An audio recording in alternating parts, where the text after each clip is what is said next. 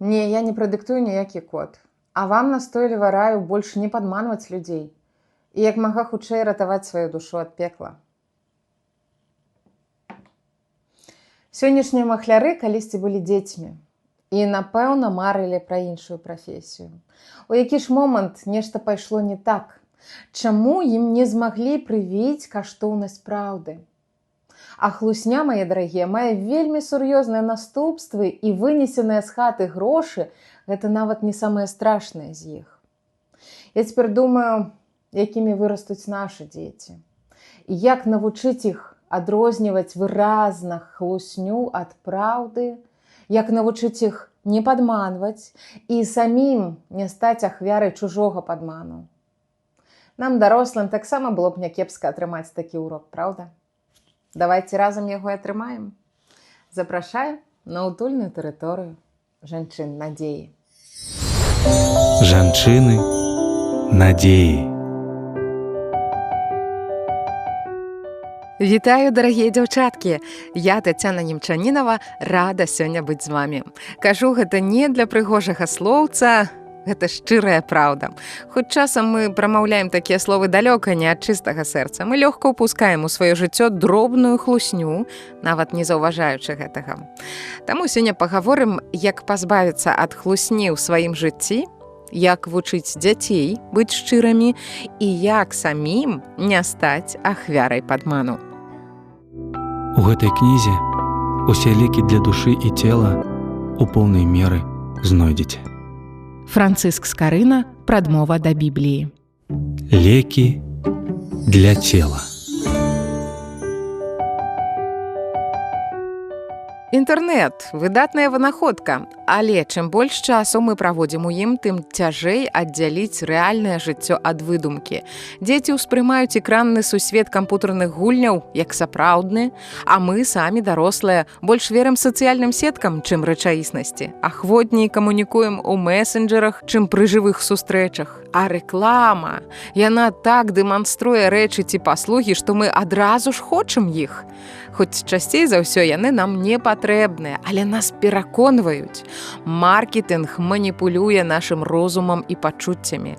Рэклама паўсюль, яна пастаянна атакуе наш мозг. З 5 гадоў дзеці пачынаюць прасіць смартфон. Яны бачаць рэкламу і вырашаюць, што гэта неабходная рэч. Праўда ў тым, што дзіцёнку 5 гадоў не патрэбны смартфон, але яго прымусілі паверыць у хлусню. Мы можам дапамагчы нашым дзецям вырашаць, што ім сапраўды патрэбна, а што не, што праўда, а што не. Быць жанчынай – дар Божы.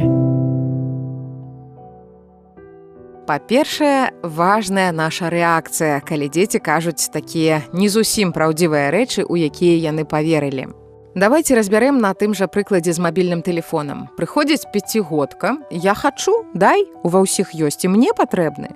Важна не злавацца, а сесці і спакойна прагаварыць, што ў рэкламе часам кажуць рэчы, якія не адпавядаюць праўдзе. І падман – гэта не толькі шчырая хлусня. Таксама падманам з'яўляецца недагаворванне, утойванне важнай інфармацыі. Нам трэба вучыць дзяцей не быць падманутымі, а таксама не хлусіць самім.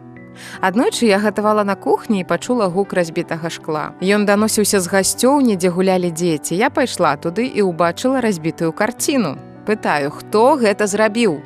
І абодва адначасова адказваюць: не я. Нават не задумваючыся, яны схлусілі мне. Я ніколі не вучыла сваіх дзяцей хлусіць. Ніхто не вучыў іх хлусіць, ніхто не вучыў мяне хлусіць, але мы ўсе лёгка і натуральна хлусім, як дзеці, якія разбілі карціну. Хлусня – гэта частка працэсу сталення, трэба гэта разумець. І калі вы зловіце сваіх дзяцей на падмане, гэта цудоўны момант, магчымасць навучыць іх сумленнасці.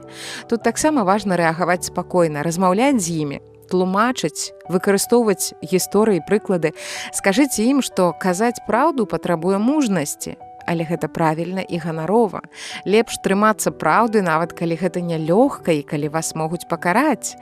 Бо калі не навучыцца праўдзівасці зараз, і яны вырастуць несумленнымі дарослымі, ім давядзецца сутыкнуцца з больш сур'ёзнымі наступствамі. Яны нават могуць патрапіць у турму. Толькі не называйце дзяцей хлусамі. Гэта навешвае на іх ярлык. Лепш гаварыць пра паводзіны, а не пра само дзіця. Скажыце, што вы засмучаныя і расчараваныя чуць ад іх няпраўду. Патлумачце, што калі яны будуць падманваць, вы не зможаце давяраць іх словам. І хваліце дзяцей за шчырасць. Нават калі яны зрабілі нешта дрэннае, але прызналіся ў гэтым. Патлумачце, што дзіця паводзілася няправільна, але вы рады, што яно не схлусіла. Магчыма, у такім выпадку вы нават можаце зменшыць або адмяніць пакаранне. Гэта будзе спрыяць сумленнасці.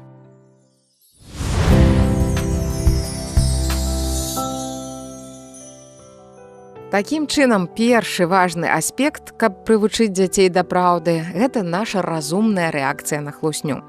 І другі момант – наша асабістая праўдзівасць. Як мы хочам, каб дзеці казалі нам праўду, так і яны хочуць, каб бацькі былі з імі шчырымі.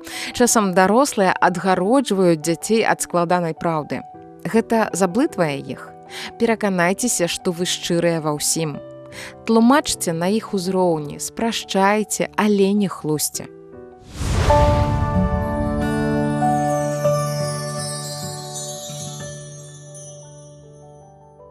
І трэці пункт у барацьбе з хлуснёй.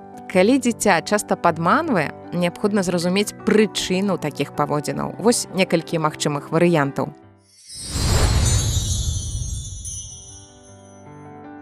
Сын або дачка можа баяцца казаць вам праўду, калі зрабіла нешта няправільна.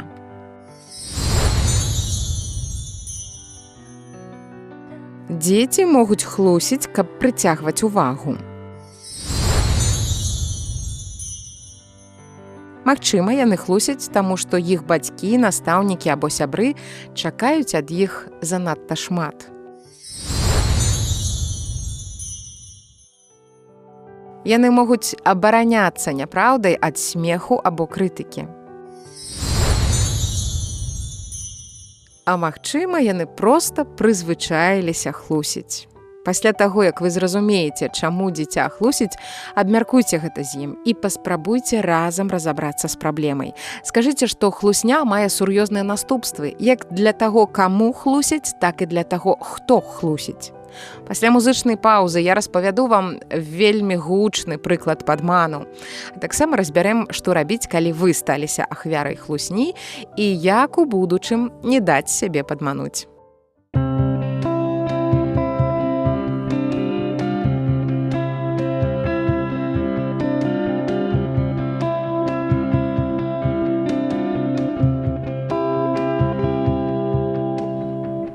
Твоей правдою я богатый, Твоей милостью избавлен смерти, Твоей эмоцию Езу, и я дужею с кожным днем, Пане мой, люблю Тебе.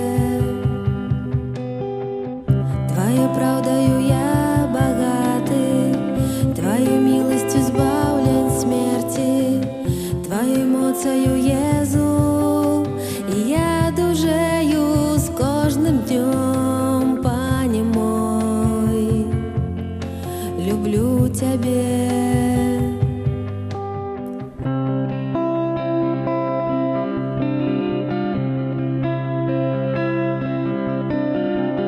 Твоей правдою я богатый, Твоей милостью избавлен смерти, Твоей эмоцию Езу, и я дужею с кожным днем, Пане мой, люблю Тебе.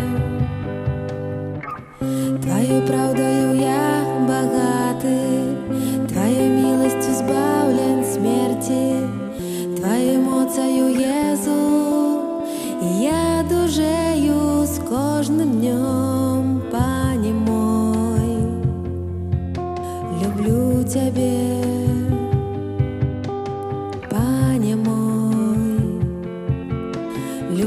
Цябе, Пане мой, люблю Цябе.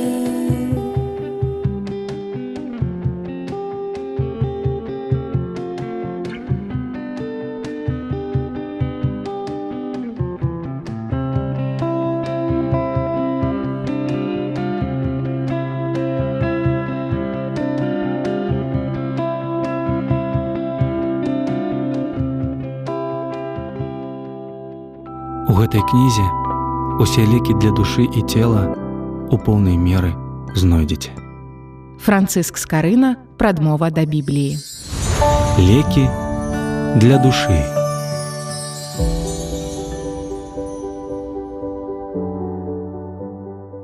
Дарагія дзяўчаткі, сёння мы гаворым пра хлусню. І, на жаль, яна датычыць кожнага. Мы жывём у грамадстве, дзе шмат падману і ашуканства. І важна адрозніваць праўду ад хлусні, умець абараніць сябе. Скажу больш, усе праблемы ў тваім жыцці, дарагая дзяўчынка, гэта наступствы адной гісторыі падману.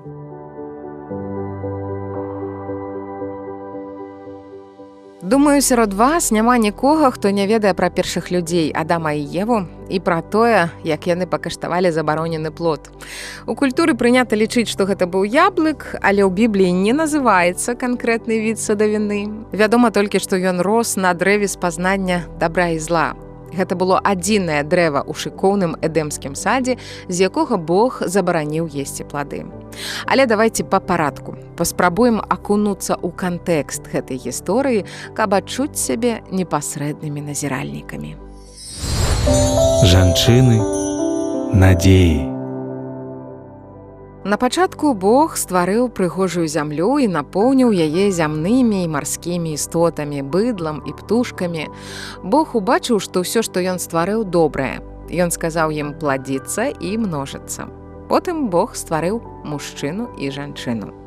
Яны адрозніваліся ад іншых жывых істот, таму што Бог стварыў іх на свой вобраз і падабенства, каб яны гаспадарылі над астатнімі стварэннямі. Ён даў ім душу і дух.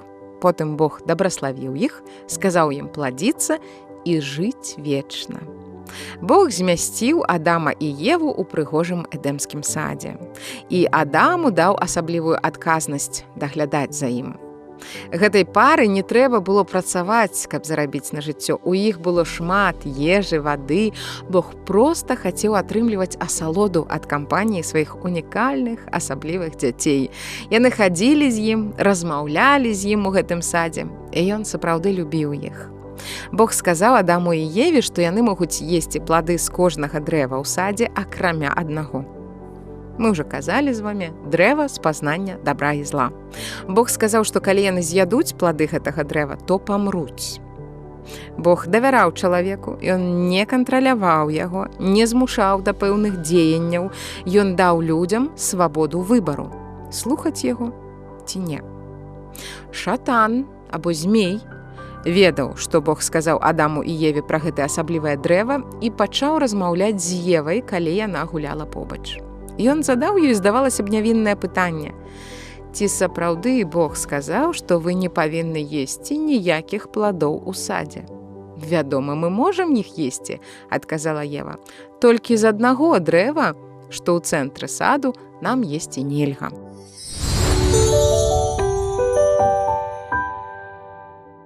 Ева зрабіла памылку, паслухаўшы незнаёмца, які вырашыў падмануць яе. Яна пачала сумнявацца ў словах Бога. Шатану толькі гэтага і трэба. Ён заўсёды пачынае з маленькіх крокаў, уціраецца ў давер. І цяпер ён не здаваўся, пачаў хлусіць па поўнай. Ён стварыў вельмі прывабную рэкламу забароненага плоду. «Вы не памраце», – прашыпеў ён. «Але Бог ведае, што вашы вочы адкрыюцца, і вы станеце падобнымі да Бога, ведаючы ўсё, і дабро, і зло». Жанчына паглядзела на плод. Ён выглядаў такім свежым, смачным. Цяпер ён вабіў яе яшчэ больш. І яна забылася пра ўсё, што казаў Бог, і паверыла д'яблавай хлусні. Яна з'ела плод, і дала пакаштаваць мужу, які быў з ёй. Дарэчы, у Бібліі так і напісана: Адам быў побач, ён назіраў, як яна гэта робіць. Ён нічога не сказаў, не спыніў жонку. Без спрэчак і сумніваў ён глядзеў, як яна адкусвае забаронены Богам плод, а потым адкусіў сам. Як лёгка яны абодва ашукаліся. І як крыўдна глядзець на гэта нам, якія расхлёбваюць наступствы гэтай хвіліны слабасці. Божыя дзеці вырашылі паверыць хітраму, хлусліваму змею, а не свайму творцу Богу.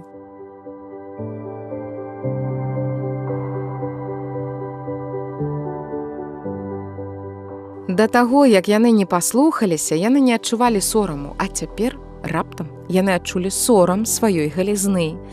І, на жаль, калі Бог прыйшоў прагуляцца з імі у той вечар у садзе, яны схаваліся ад яго, бо ведалі, што зграшылі непаслухмянасцю. Вось ён, той самы момант, які завецца грэхападзеннем чалавецтва. У тое імгненне першы мужчына і першая жанчына аддзяліліся ад Бога. І так пацярпела ўся чалавечая раса. Усе мы аддзеленыя ад Бога, ад яго першапачатковай задумы. Усе выгнаныя з раю ў грэшны свет. І ўсе мы маем у сабе пляму граху. З самага нараджэння зло ўжо жыве ўнутры нас. У пасланні да рымлянаў 3:23 чытаем такія словы: «Усе зграшылі і пазбаўленыя славы Божае». Мы сутыкнуліся з сур'ёзнымі наступствамі. Бог стварыў Адама і Еву чыстымі і нявіннымі. Яны маглі ні ў чым не мець патрэбы, жыць вечна, ў прысутнасці самога Бога, але праз іх памылку у свет увайшло зло. Заўважце, дрэва называлася дрэвам спазнання дабра і зла. Да гэтага зла не існавала ў эдэмскім садзе. Яго не трэба было спазнаваць. І як папярэджваў Бог, прыйшла смерць. І фізічная, і духоўная. Бог выгнаў сваіх дзяцей з дасканалага эдэмскага саду не проста ў знак пакарання, ён быў вымушаны зрабіць гэта, таму што грэх не можа прысутнічаць побач з Богам. Господ застаўся чыстым, такім, якім на пачатку стварыў Адама з Евай, а яны забрудзіліся і больш не маглі знаходзіцца ў прысутнасці беззаганнага. Ён мусіў адправіць іх прэч. І, напэўна, яму было ад гэтага горка. Перадача для тых, хто створаны натхняць і свяціць. Не губляць надзеі і дарыць яе іншым. Вось, мае харошыя, як важна навучыцца адрозніваць праўду ад хлусні, як важна не даць падмануць сябе. Гэта не такая простая навука. Сёння поўна мабільных махляроў, якія вымушаюць і старых, і малых добраахвотна аддаваць свае грошы. Цікава, што многія з пацярпелых ведалі пра махлярскія схемы. З імі праводзілі размовы. Яны былі папярэджаныя, і тым не менш усё адно трапіліся на вуду падманшчыкаў. Гісторыя з Адамам і Евай адбывалася на самым пачатку існавання нашага свету. Яна запісаная ў першых раздзелах Бібліі. І я хачу распавесці вам яшчэ адну гісторыю ўжо з новага запавету, калі прайшло вельмі шмат часу і вельмі шмат падзей. Урэшце рэшт на грэшную зямлю ў чалавечым вобразе спусціўся Божы сын, Ісус Христос. І яго называюць другім Адамам, бо ён прыйшоў зрабіць тое, што не змог першы – застацца святым, нават у грэшным свеце, і выправіць тое, што накасячыў першы Адам. Праз сваю святасць падарыць і нам, заплямленым, зямным, прабачэнне грахоў.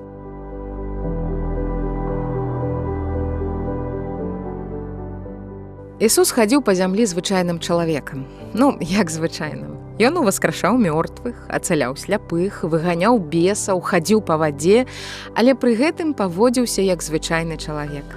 Ён завёў сабе 12 блізкіх сяброў, сваіх вучняў, як потым іх назавуць апосталаў, якія хадзілі разам з ім.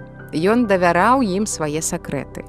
Ісус неаднаразова распавядаў вучням пра тое, што яму давядзецца перажыць і здраду, і смерць, і ўваскрасенне.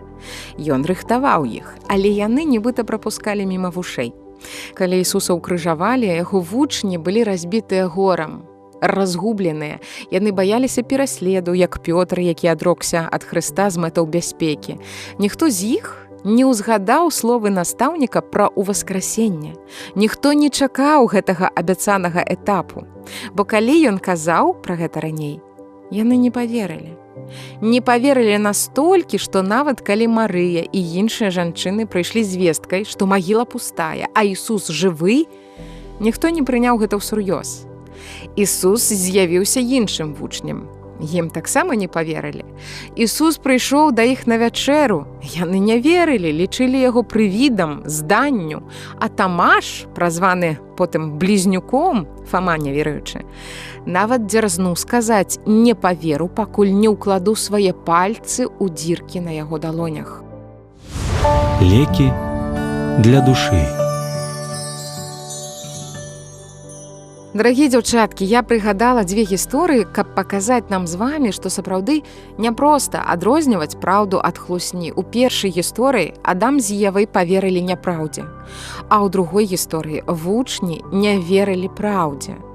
Іх складана вінаваціць, бо сапраўды ёсць рэчы, у якія цяжка паверыць. Не ведаю, як бы я паводзілася, калі б Ісус уваскрос пры мне, але ёсць вельмі просты арыентыр. У 14 раздзеле Евангелія ад Яна запісаны такія словы Ісуса: «Я ёсць шлях і праўда і жыццё». Наш Господ і Збаўца Ісус Христос, які добраахвотна згадзіўся выправіць памылкі Адама, а заадно і мае, і твае памылкі, дарагая дзяўчынка, ёсць мярылам праўды. Ні Адам, ні вучні Ісуса не мелі запісанага Божага слова, якім маглі б кіравацца. У Яна 17:17 чытаем малітву Ісуса за сваіх вучняў: «Асвяці іх у праўдзе тваёй, слова тваё праўда». І мы з вамі сёння маем гэтае слова праўды, Біблію. Яна дае арыентыр.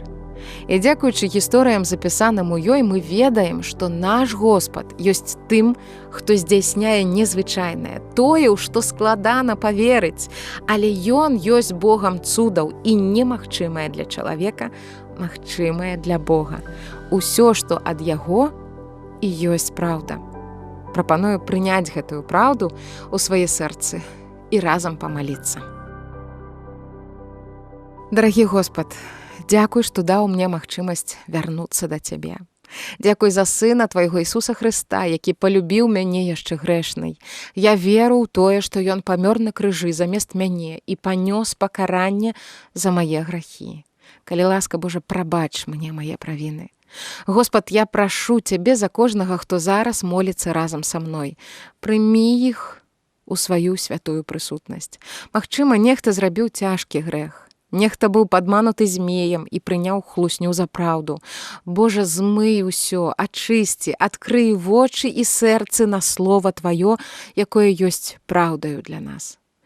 Толькі Ты можаш перамяніць нас знутры, выратуй і вядзі нас усе дні нашага жыцця. Ісусе, дапамажы мне быць сапраўды свабоднай. Маё цела памрэ калісьці, а душа будзе жыць з Табой на нябёсах вечна. Няхай так і будзе па ласцы Тваёй у імя Ісуса Хрыста. Амен.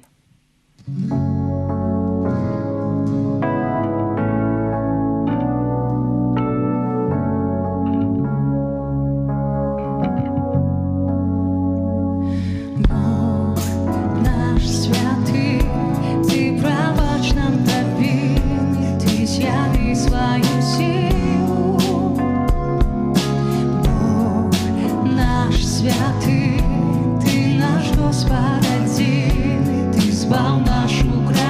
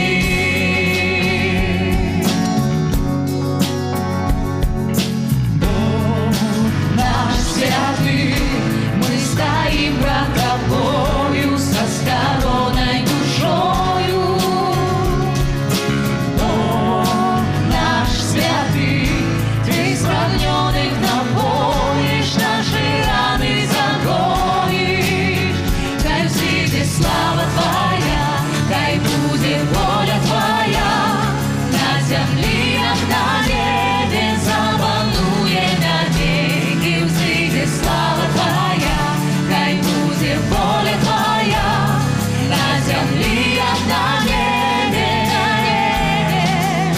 хай взыдзе слава Твоя, хай будзе воля Твоя, на зямлі, як на небе, запануе навеки, ўзыдзе слава Твоя, хай будзе воля Твоя, на зямлі, як на небе.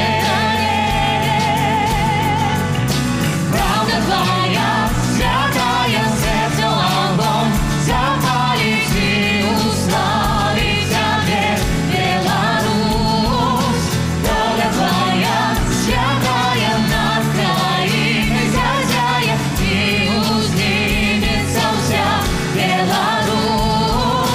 Правда Твоя, святая, сердце огонь, запалить и уславить Тебе, Беларусь.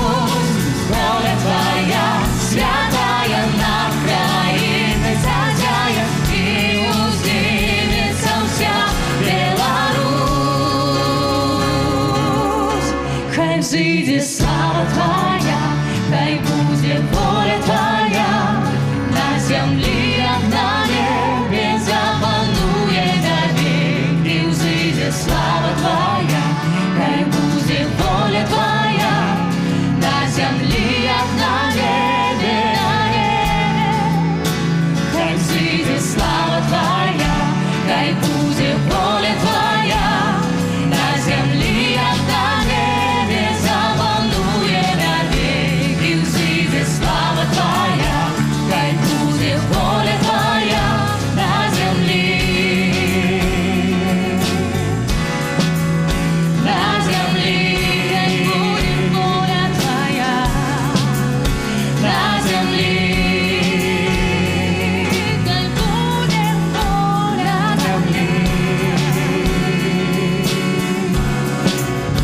на зямлі.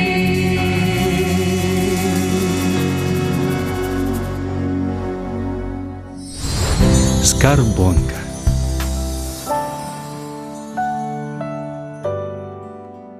Дарагія дзяўчаткі, сёння мы гаварылі пра тое, як лёгка стаць падманутымі і якія сур'ёзныя наступствы гэта нясе, пра тое, як бывае складана паверыць у праўду і пра тое, што Ісус ёсць праўда. Усяму, што звязанае з ім, мы павінны давяраць, нават калі гэта выглядае неверагодным. Цяпер мы разумеем, чаму з самага дзяцінства мы так лёгка хлусім і так натуральна грашым. З таго цёмнага дня ў эдэмскім садзе мы сталі грэшнымі людзьмі, аддзеленымі ад нашага любячага айца. Шатан у гэтым свеце і сёння, і гэтак жа, як быў з Адамам і Евай. Ён ведае нашыя слабасці і спрабуе падмануць нас, кажучы: «Бог не будзе супраць, рабі забароненае».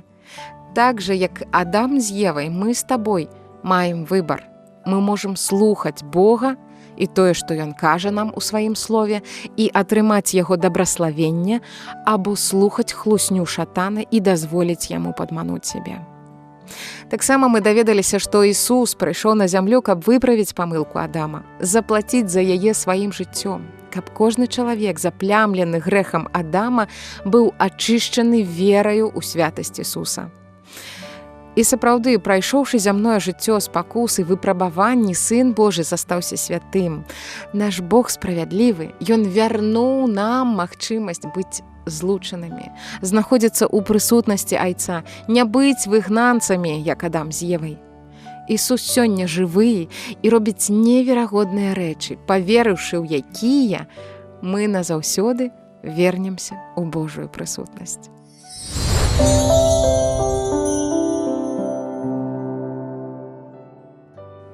У замацаванне тэмы паслухаем верш Ніны Мацяш «І дзеля цябе». Эпіграф «Таму пашлём святло, хто усміхаецца цемры» з жывой этыкі. Не бойся, не палохайся постраху адзіноты. Гэта ўява твая, не болей. Калі нават найпершыя людзі, Адам ды Ева, не былі адзінокія ў сусвеце. І дзеля цябе сонца свеціць, Не бойся. Не лякайся пачвары смутку, якая жудна рыкае пра марнасць твайго існавання. У скутку гэта ўява, не болей. Калі нават зялінка малая, адкрасаваўшы, зноў з мёртвых устаўшы, сонца шукае. Усміхніся, дай навочна з'явіцца таму, што вечна і ў табе залачае, твайму вялікадню, тваёй перамозе радасці над адчаем. Усміхніся ўсяму, што варожаю цемраю гнеціць, і дзеля цябе сонца свеціць. Скарбонка.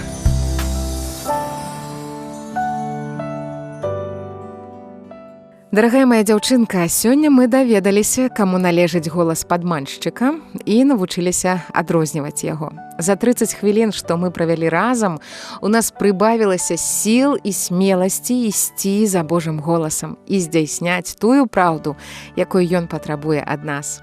Самастойна нам вельмі складана адрозніць падман ад праўды. Нам неабходна быць чулымі да Божага слова. Яно і дапаможа не паддавацца на хітры маркетинг д'ябла.